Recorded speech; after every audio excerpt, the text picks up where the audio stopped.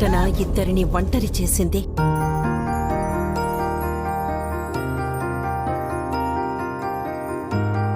అమ్మ నాన్న ఈరోజు వస్తారు కదా? వచ్చేస్తారు గగన్.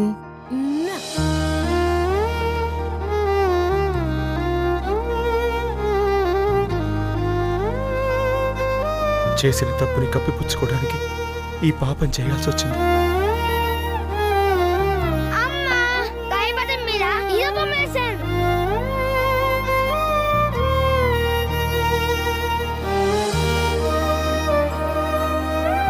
నాన్న అనే నమ్మకానికి దూరమైంది ఒకరు, అమ్మ అనే అనురాగానికి నోచుకొనిది ఇంకొకరు.